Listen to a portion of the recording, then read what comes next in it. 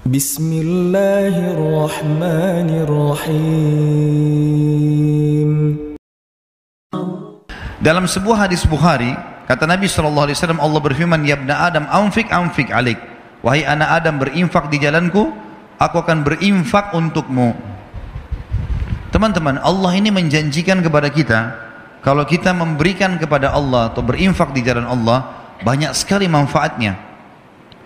Ada hadis Bukhari Muslim berbunyi, setiap hari Allah turunkan 2 malaikat yang khusus berdoa. Yang satu mengatakan, Ya Allah, lapangkan rezekinya orang yang berinfak, dan yang satu mengatakan, Ya Allah, sempitkan rezekinya orang yang pelit perhitungan. Allah nggak akan kasih. Kemudian juga teman-teman sekalian, Allah membalas setiap infak kita itu minimal 10 kali lipat loh, 1000%. Kalau di masjid ini misalnya ada seseorang datang, orangnya kita kenal secara nasional, kemudian punya perusahaan besar, kemudian jelas ya, usaha-usahanya jelas segala macam, dan produk yang dijual juga menguntungkan. Lalu dia tawarkan ke kita, nih siapa yang ikut investasi, misal 100 juta, dia dapat akhir bulan 100%, jadi 200 juta. Kita sudah kenal orangnya, tahu perusahaannya, tahu produknya. Orang bahkan berlumba-lumba mau investasi, ditawarkan, siapa yang mau berinfak, saya akan kasih 100% keuntungan. 100 juta dari 200 juta akhir bulan. Saya yakin orang berlumba-lumba untuk ikut. Allah memiliki perusahaan depan mata kita, tanda kutip ini, tanda kutip, jangan disalahpahami kalimat perusahaannya. Allah memiliki ciptaan yang kelihatan depan mata. Pohon-pohon ini, kita sendiri, udara yang kita hirup, matahari yang terbit, ini jelas depan mata kita, produknya Allah ini. Allah janjikan teman-teman, siapa yang investasi di jalan saya janjikan 10 kali lipat minimal. Di dalam Al-Quran dikatakan, A'udzubillahi minasyaitonirrajim, Man ja'a bil hasanati falahu asyru amthaliha. Siapa yang melakukan satu perbuatan kebaikan, diantaranya sedekah, Allah akan ganti 10 kali lipat, 1000%. Kalau kita keluarkan teman-teman sekalian 1 juta, udah ada 10 juta itu. Tinggal nunggu saja. Tahu teman-teman, para sahabat setiap hari kerjanya apa? Mereka bawa duit di kantong-kantong, di wadah sekolah kita sekarang, cari orang miskin. Waktu ditanya, apa yang kalian buat? Kami sedang investasi. Kasih orang miskin, Allah balas 10 kali lipat. Terus begitu. Di zaman Abu Bakar, Uthman bin Affan, Abu Abdurrahman bin Auf, sahabat-sahabat yang kaya, nggak ada akunting, gitu kan? Belum ada sistem kayak kita sekarang, komputerisasi yang rapi. Bagaimana cara mereka mengatur duitnya?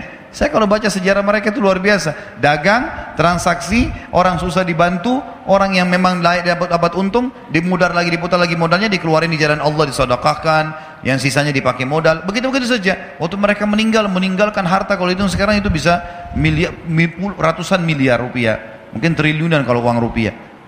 Mereka tidak punya admin, tidak punya apa-apa. Bagaimana mereka bisa atur semua itu? Karena sedekah. Abdurrahman bin Auf pernah buktikan kepada kita dalam kisahnya, beliau pernah kedatangan keuntungan 1 peti emas, belum pernah untung sebanyak itu. Dia duduk gelisah di dekatnya emas itu. Istrinya tanya, kenapa Abdurrahman? Saya gelisah lihat ini, nggak pernah keuntungan kita sebesar ini. Allahu alam, kalau terjadi di seseorang di antara kita yang dapat 1 peti emas, mungkin udah dalam di tanah kali ya, supaya nggak ketahuan di mana. Dia gelisah. Istrinya bilang, kenapa? Saya gelisah, nggak pernah ada keuntungan begini. Kata istrinya, lalu apa yang kau lakukan? Saya mau infakkan jalan Allah, jangan ada di rumah malam ini. Baik, sama istrinya bungkus-bungkus, bagi-bagiin, malam itu habis. Besok datang 2 peti. Kisah nyata ini, 2 peti yang seperti itu. Istrinya bilang, ini gimana? Infakkan lagi. Besoknya 3 peti. Setiap dikeluarkan dibalas sama Allah cash langsung pada saat itu. Cuma mau berani atau enggak nih? Percaya atau enggak? Ini kadang-kadang makan sama temannya, mau traktir atau enggak ya? Ragu. Kadang-kadang tunggu temannya pegang dompet baru bilang, saya aja nggak apa-apa. Oh nggak apa-apa temannya, Pak.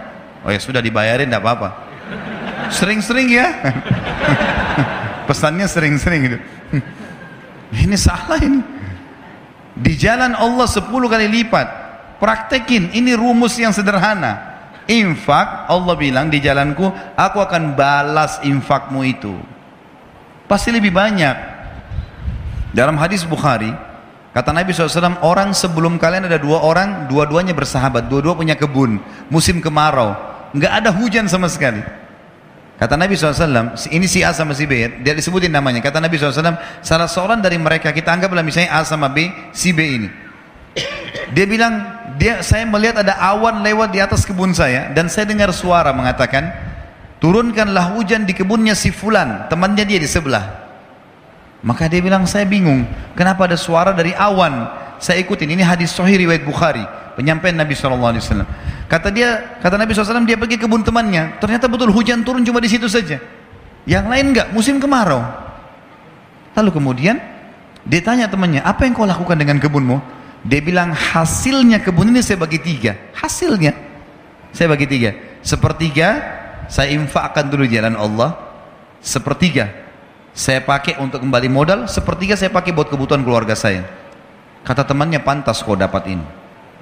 Ada ipar saya di Ternate, teman-teman saya pernah datang ke sana.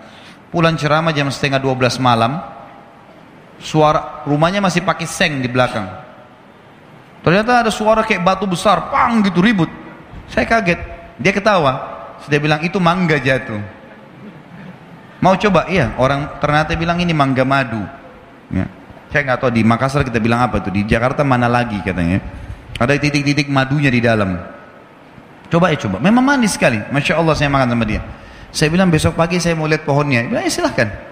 Terus dia bilang, pohon ini sepanjang tahun berbuah terus. Saya bilang, kok bisa? Dikasih bibit? Dia bilang, enggak. Saya biarin aja begitu. Pokoknya dia sepanjang tahun berbuah. Biasanya kan mangga kita tahu setahun sekali kan. Paling maksimal setahun 2 kali itu sudah luar biasa. Besok pagi habis sholat subuh di masjid, saya keluar, saya ke rumahnya, saya pamit ke belakang. Ternyata pohon itu cuma pendek, mungkin cuma 3 meter, seperti mungkin tiang masjid ini. Kemudian buahnya banyak sekali, sampai mau jatuh ke paving bloknya itu. Cuma pohon itu, setengah pohon masuk ke rumahnya, setengah pohon melintang keluar temboknya gitu. Terus dia keluar, dia bilang, tiba-tiba kayak Allah kasih jawaban ke saya, dia bilang, ini setengahnya yang masuk ke sini saya pakai buat saya sama keluarga, kalau ada tamu datang saya kasih. Yang keluar itu saya nggak pernah ambil. Siapa saja boleh ambil, silahkan. Saya bilang itu rahasianya kenapa berbuah sepanjang tahun. Coba pertemukan dengan antum di sini, dibungkus plastik, ya. Anaknya saja lihat nggak boleh. Hah? Anaknya nggak boleh sentuh. Jangan sentuh ya nak, nanti kalau sudah masak. Kadang-kadang subhanallah ada orang pelit sekali. Dia beli makanan favorit masuk di kulkas, anaknya nggak boleh sentuh, istrinya nggak boleh sentuh. Wah, luar biasa nih. Hah? Bagaimana bisa Allah kasih? Maka mulai sekarang harus royal di jalan Allah. Dalam masalah infak teman-teman jangan perhitungan. Itu investasi yang tidak akan pernah habis. Allah Subhanahu wa taala mengingatkan dalam Al-Baqarah surah nomor 2 ayat 254 agar jangan menyesal. Karena kalau teman-teman punya rekening 1 miliar, 2 miliar nggak pernah berinfak di jalan Allah, pada saat meninggal teman-teman demi Allah akan menyesal. Coba dulu saya kasih masjid ini ya, coba dulu saya kasih pesantren ini ya, coba dulu saya beliin Quran ya. Udah telat, udah nggak bisa lagi. Iya kalau ahli waris kita bangun di masjid, kalau enggak, kalau mereka pakai buat kebutuhan mereka saja gitu. Allah berfirman, a'udzubillahi minasyaitonirrajim, ya ayyuhalladzina amanu anfiqu mimma razaqnakum min qabli an ya'ti yaumun la bai'un fihi wala khullatun wala syafa'ah wal kafiruna humudz zalimun. Hai orang-orang beriman, infakkan, keluarkan, jangan perhitungan di jalan Allah. Apa yang kami jadikan rezeki buat kalian. Sebelum datang hari, tidak ada transaksi, nggak ada persahabatan, tidak ada lagi pertolongan. Dan orang-orang kafir mereka adalah orang-orang yang zalim. Memberi teman-teman, berikan yang terbaik. Jangan pakai istilah daripada makanan rusak di kulkas kasih aja orang. Nanti rezeki juga daripada ini. Mau dapat ikan paus pakai kapal tanker. Jangan pakai pancing kecil. Celengan masjid lewat rumahnya Allah loh ini. Lewat celengan korek kantong yang paling kecil. 2.000, 1.000. Kalau ada 500 kuat 500 dikasih masuk di masjid. Baru luar biasa cerewetnya. Minta kesehatan, kekuatan, keturunan, selamat dari neraka, masuk surga, minta jodoh yang cantik, yang gagah. Wah ini. Ini kalau malaikat diizinkan cambuk sudah dicambuk ini.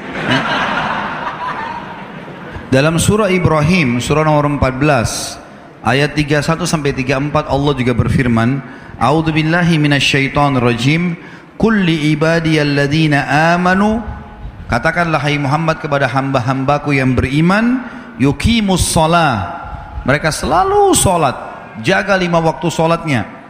Itu waktu absen kepada Allah, datang on time di awal waktu. Wa yunfiqu mimma razaqnahum sirran wa alaniyah, dan mereka selalu ikutkan setelah sholat infak, sembunyi-sembunyi atau terang-terangan. Karena kadang-kadang kita dimintai orang di pinggir jalan sudah. Ingat kaidah dalam ibadah, kalau ibadah telah tiba waktunya, saatnya eksekusi, bukan saatnya menilai. Misal azan, lalu kemudian kita lihat ada masjid, kayaknya masjid ini kotor, saya mau masjid sana saja. Bukan saatnya menilai. Azan, sholat, di masjid manapun sholat, gitu kan? Ada orang miskin lewat minta, bukan kita nilai orang ini masih kuat, orang ini bohong atau tidak, bukan urusan kita itu. Orang lagi minta, Tuhanmu lagi suruh kasih, bukan menilai, eksekusi kasih orang. Ini pintu syaitan saja, membuat kita selalu menilai. Lalu kapan kita lakukan? Siapa orang yang kita anggap paling layak? Sementara berinfak boleh kepada orang kaya. Sekarang saya kaya, adik saya kaya, lalu saya mau kasih dia uang, bolehkah? Boleh, infak tetap pahala. Apalagi kalau dia orang miskin, tidak selamanya infak itu kepada orang miskin. Kita boleh memberikan makan orang lain, memberikan hadiah pakaian, walaupun dia orang kaya, nggak ada masalah. Nabi SAW mampu dan beliau menerima hadiah. Kemudian dikatakan min qabli an ya'tiya yaumun la bay'un fihi wala khilal, sebelum datang hari di mana kalian akan menyesal karena nggak ada lagi transaksi. Orang-orang miskin yang kita temui di dunia, teman-teman, kalau kita ketemu di mahsyar, walaupun kita mau kasih 1 miliar rupiah, sudah nggak laku miliaran rupiah di sana. Mau kasih pahala dia terima, duit dia sudah nggak terima. Mau kasih makanan dia nggak terima. Orang di akhirat nggak butuh makanan dunia.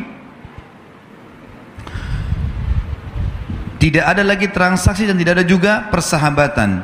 Lalu Allah menceritakan di ayat 32-nya Ibrahim, Allahul ladzi khalaqas samawati wal arda wa anzala minas samai ma'an fa akhraja bihi minats thamarati rizqan lakum. Yang telah memerintahkan kalian menjaga salat kalian dan menginfakkan apa yang menjadi rezeki buat kalian adalah Allah yang telah menciptakan seluruh langit dan bumi dan telah menurunkan air dari langit dan telah menumbuhkan dengan air-air itu buah-buahan sebagai rezeki buat kalian. Wa sakhkhara lakumul fulka litajriya fil bahri bi amri, dan yang telah menyuruh kalian salat dan berinfak di jalannya adalah yang telah menundukkan buat kalian bahtera-bahtera, sehingga yang telah menundukkan buat kalian lautan dan sungai sehingga bahtera-bahtera kalian bisa meraung di atasnya. Wa sakhkhara lakumul anhar, dan telah menundukkan juga buat kalian sungai, jadi laut dan sungai.